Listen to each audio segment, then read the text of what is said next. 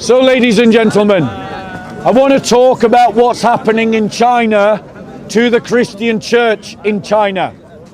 Now, you may have heard about this on the news at Christmas time because the BBC puts a puff piece on about the Christian church once a year and wants to talk about the plight of Christians somewhere, and it usually picks China because it fits with the narrative of the BBC to criticise China, rather than criticise the entire Islamic world where Christians are being persecuted, or criticise Burma where Christians are being persecuted.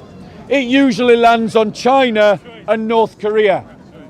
But the persecution of Christians in China is a very real thing. Christians in China currently are being commanded by the government to take down the cross, that ancient symbol of our faith, that symbol which we Christians have used to represent us culturally speaking. And Christians that have refused to take down their cross have been receiving imprisonment sentences that have been extended to 10 to 14 years in prison for not taking down a cross.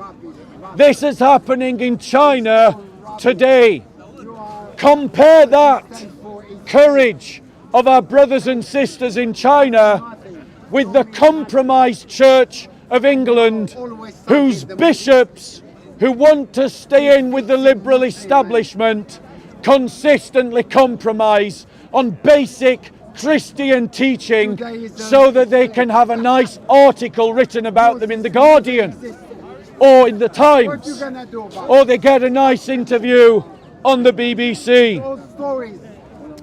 Christians are being arrested in China for simply speaking about their faith.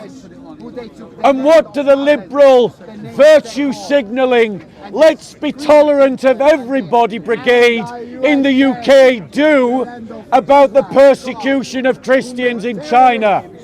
Absolutely nothing. They have no voice for them. They have no speech for them. They are simply silent about them.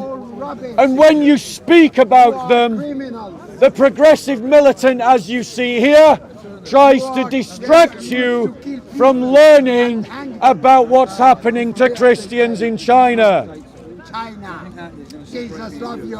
Christians in the West must be more vocal about criticising the Chinese government and about criticising the Communist Party for its persecution of Christians.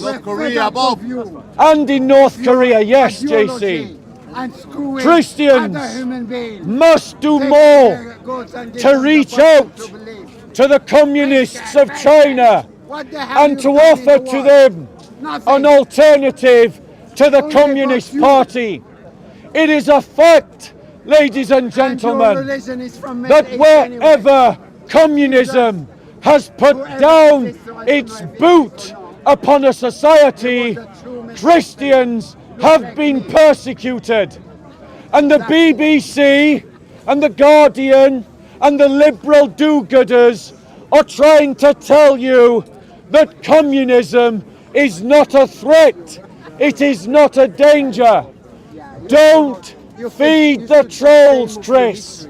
Chris, don't feed the trolls, Chris. Don't feed the trolls. If you give him attention, he'll talk more. Ignore him. Just ignore him. He's a troll. Ladies and gentlemen, why is it that if I was to stand here with the flag of the Nazis, you would all be outraged? But if someone walks down the street with the flag of the communists that killed 100 million people, you are not outraged. Why? Why is it if I had a t-shirt with Joseph Goebbels on it, you would be outraged? But if someone walks down the street with a t-shirt celebrating Fidel Castro, a mass murderer, you're not outraged.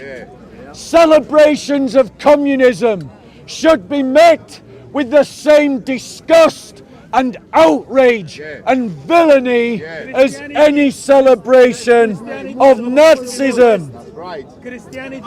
Ladies and gentlemen, in 100 years, communism has killed between 100 and 130 million people. It is a savage ideology that places the individual at the behest of the ideology and sacrifices the human person, for the ideology. But did you know that in China there are more Christians than there are members of the Communist Party? Christianity is exploding in China. After the Sichuan earthquake that struck China, Christians dominated the response in every way, giving charity to those who were suffering at the hands of the earthquake and the incompetence of the communist government. And look at these communists, sympathizers, communist apologists.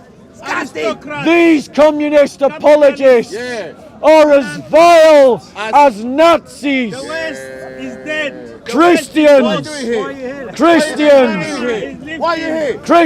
response. The Christian response to the Sichuan government, to the Sichuan earthquake, was praised by the communist government. It was that good. Ladies and gentlemen, we are told in scriptures to remember our brothers and sisters who languish in prison. There are Christians languishing in prison right now because of a communist government. Christians, we are called to stand in solidarity with our brothers and sisters around the world against trolls like this man, who, when they hear about the plight of millions of Christians, their response is to celebrate. The church has real enemies, and no one will defend the church unless Christians defend the church. So find your strength, O Christian. Oppose the communists. Oppose them in government. Oppose them in the civil service. Oppose them in culture. Oppose them in the media. Oppose them in the police force. Wherever the communists raise their heads, Christians must oppose them. I'm just finishing, then I'll take your question. I want to recommend a charity to you, ladies and gentlemen. A charity where you can support persecuted Christians. The charity is called Support China Aid. Support China Aid.